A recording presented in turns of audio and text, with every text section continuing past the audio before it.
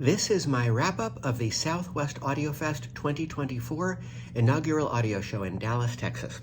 I started this morning visiting Jeremy Bryan of MBL.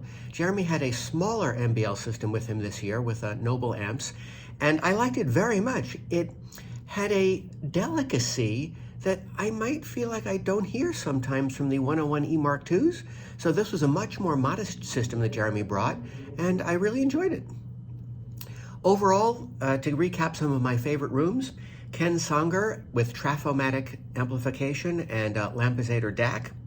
I did like Ted Denny's synergistic system with Magico speakers and Macintosh, which is not a combination I typically hear with Magico. I liked very much Damon's Von Schweikert audio room. Joshua, Believe High Fidelity. I liked the room originally, and I went back this morning, and Joshua kindly played Fields of Gold for me, and it sounded absolutely gorgeous. What can I say? Analog on tubes just works for me. Joshua also played a recording made, I believe, by JWM Acoustics designer, and I admit that never in a million years would I have thought it was a digital playback. It sounded completely gorgeous, but in fairness, there's no way to discern that in a vacuum. I would have had to compare that digital playback directly to an analog tape or vinyl of the same recording side by side. But Joshua succeeded in showing me that that digital sounded so undigital-like that there's no doubt I'd never in a million years would have been able to tell that it was not analog that I was listening to. I also, again, enjoyed the Sound Lab with a David Burning system. I like that very much.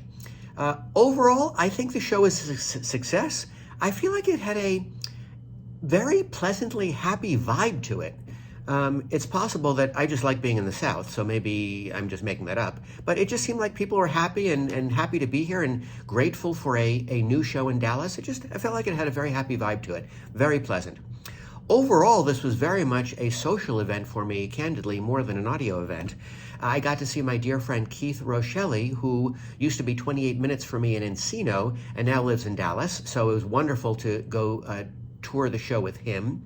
A very good friend of mine, Rob Murray, who came to my Orange County Posse group during Bob Levy Snooze Fest a couple of years ago and introduced himself to us. He and I have been good friends ever since.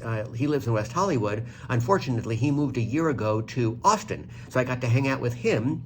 And on Friday night,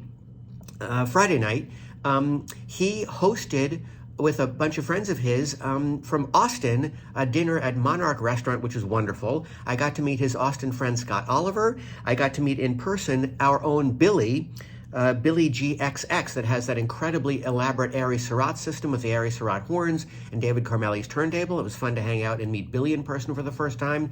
At that dinner also was Joshua from Believe High Fidelity. So that was just a wonderful time. And Keith and I, walking around the show, ran into Jay of Jay's Audio Lab and his wife, and we got to catch up with them, had some quality time talking and catching up with them. I saw Mike Powell a couple of times, great to catch up with him. I got to see my friend Greg Barone. And last night, I was invited to a dinner of the Dallas Audiophile Society by Joey Veloso, who I had not known previously, but he was completely delightful, great to get to know him. He has a wonderful group of friends in the Dallas Audiophile group.